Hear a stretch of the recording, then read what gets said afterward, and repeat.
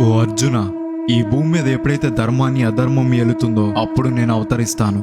ఒకరోజు నారదముని మహర్షులందరూ వైకుంఠంలో ఉన్న విష్ణుని కలిసి కలి ప్రభావం వల్ల ప్రజలు పాపాలు చేస్తున్నారు, వారిని రక్షించాలని వేడుకుంటారు. అప్పుడు విష్ణువు గౌతమి ప్రవాహంలో చందనపు పేటికలో నౌకపురి చేరుకుని అక్కడ అవతరిస్తానని చెప్తాడు. కొంతకాలం తరువాత నౌకపురిలో చందనపు పెట్టి నదిలో కనిపిస్తుంది. దాన్ని బయటకు తీసి చూద్దాం అనుకుని దగ్గరికి వెళ్లేసరికి మాయమైపోయేది. ఒక రోజు ఆ ఊర్లో వృద్ధ బ్రాహ్మణుడి కల్లోకి విష్ణు వచ్చి, కలి ప్రభావం వల్ల మీరు నన్ను చూడలేకపోతున్నారు. తెల్లవారుజామున నది స్నానం చేసి మంగళ వాయిద్యాలతో నౌకలో నది మధ్యలోకి వెళ్తే గరుడ పక్షి వాలే చోటు ఆ పెట్టె కనిపిస్తుందని చెప్తాడు. విష్ణువు చెప్పినట్టే తర్వాత రోజు ఆ ఊర్లో వాళ్ళకి పెట్టె కనిపిస్తుంది. ఆ పెట్టి తెరిచి చూస్తే లక్ష్మీ సమేత విష్ణుమూర్తి కనిపిస్తాడు. ఇక్కడ ఒక ప్రత్యేకత ఉంది. స్వయంభు విగ్రహాలన్నీ శిలారూపంలో ఉంటే ఇక్కడ మాత్రం ఎర్ర చందనంతో చెక్కబడిన విగ్రహం ఉంటుంది. వేం అంటే పాపాలను, కటా అంటే పోగొట్టే వాడని అర్థం. ఈ రెండూ కలిపి వెంకటేశ్వరుడు అని పేరు పెట్టి నారదముని నౌకపురిలో గుడిని నిర్మించాడు. నౌక అంటే ఓడ. అలా కాలక్రమేణా నౌకపురి ఈ రోజు వాడపల్లిగా మారింది. ఏడుకొండల వెంకటేశ్వర స్వామి తిరుపతిలో ఉంటే